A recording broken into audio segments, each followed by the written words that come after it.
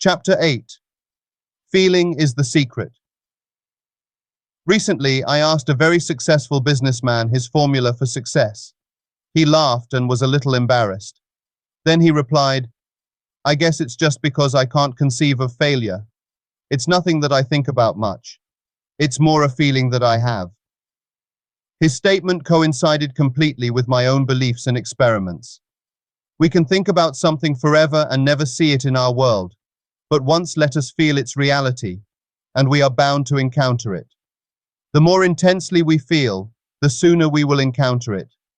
We all regard feelings far too much as effects, and not sufficiently as causes of the events of the day. Feeling is not only the result of our conditions of life, it is also the creator of those conditions. We say we are happy because we are well, not realizing that the process will work equally well in the reverse direction. We are well because we are happy. We are all far too undisciplined in our feelings. To be joyful for another is to bless ourselves as well as him. To be angry with another is to punish ourselves for his fault. The distressed mind stays at home, though the body travels to the ends of the earth, while the happy mind travels, though the body remains at home. Feeling is the secret of successful prayer, for in prayer, we feel ourselves into the situation of the answered prayer, and then we live and act upon that conviction. Feeling after him, as the Bible suggests, is a gradual unfolding of the soul's hidden capacities. Feeling yields in importance to no other. It is the ferment without which no creation is possible. All forms of creative imagination imply elements of feeling. All emotional dispositions, whatever may influence the creative imagination. Feeling after him has no finality. It is an acquisition, increasing in proportion to receptivity, which has not and never will have finality. An idea which is only an idea produces nothing and does nothing. It acts only if it is felt, if it is accompanied by effective feeling.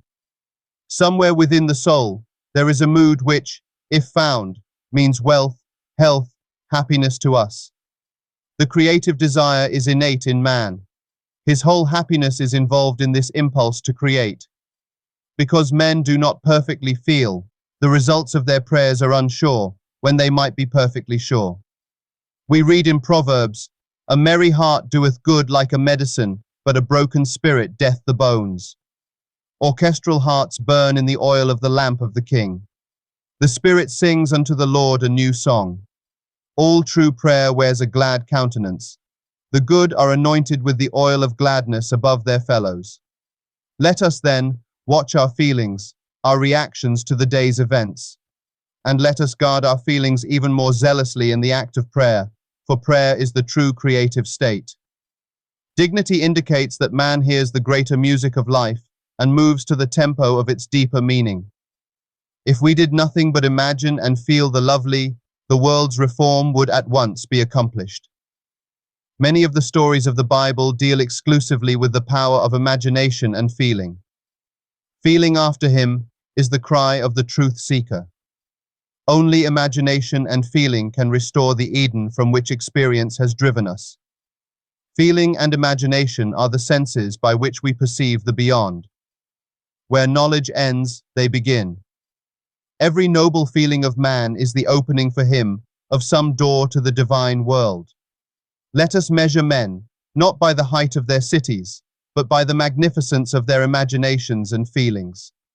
Let us turn our thought up to heaven and mix our imagination with the angels. The world that moves us is the one we imagine, not the world that surrounds us. In the imagination lie the unexplored continents and man's great future adventure. This consciousness of non-finality in feeling after God has been the experience of all earnest Godward feelers. They realize that their conception of the infinite has constantly deepened and expanded with experience. Those who endeavor to think out the meaning of the experience and to coordinate it with the rest of our knowledge are the philosophic mystics. Those who try to develop the faculty in themselves and to deepen the experience are the practical or experimental mystics. Some, and among them the greatest, have tried to do both. Religion begins in subjective experience. Religion is what a man does with his solitude, for in solitude we are compelled to subjective experience. A true religious attitude is man's salvation. God never changes. It is we who are changing. Our spiritual eyes are ever getting keener, and this enlargement of truth will bring us an ever-increasing inner peace. The best defense against the deceptive assault upon our mental and moral eyesight is the spiritual eye or the eye of God. In other words, a spiritual ideal that cannot be changed by circumstance, a code of personal honor and integrity in ourselves, and goodwill and love to others. Not what thou art, nor what thou hast been, beholdeth God with his merciful eyes, but that thou wouldst be. Through the veins of the humblest man on earth runs the royal blood of being. Therefore, let us look at man through the eyes of imaginative love, which is really seeing with the eye of God. Under the influence of the eye of God, the ideal rises up out of the actual, as water is etherealized by the sun into the imagery cloudland. Things altogether distant are present to the spiritual eye. The eye of God makes the future dream a present fact. Not 4 months to harvest look again. If we persist in this seeing, one day we will arise with the distance in our eyes, and all the staying stagnant nearby will suddenly be of no importance. We will brush it aside as we pass on to our far-seen objective. The man who really finds himself cannot do otherwise than let himself be guided by love. He is of too pure eyes to behold iniquity. Our ability to help others will be in proportion to our ability to control and help ourselves. The day a man achieves victory over himself, history will discover that to have been a victory over his enemy.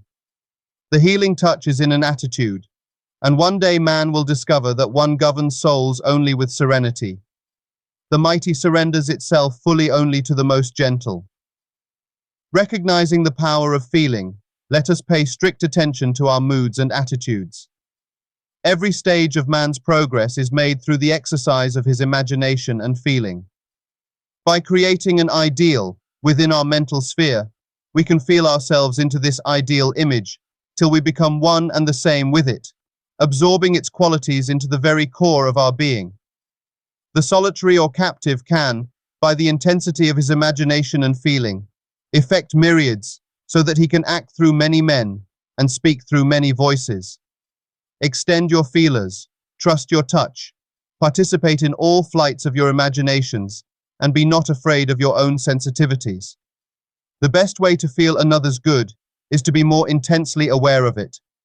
Be like my friend and have more of a feeling for the health, the wealth, the happiness you desire. Ideas do not bless unless they descend from heaven and take flesh. Make results or accomplishments the crucial test of true imagination. As you observe these results, you will determine to fill your images with love and to walk in a high and noble mood, for you will know with the poet, that which ye sow ye reap.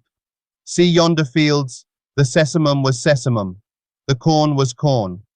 The silence and the darkness knew, so is man's fate born.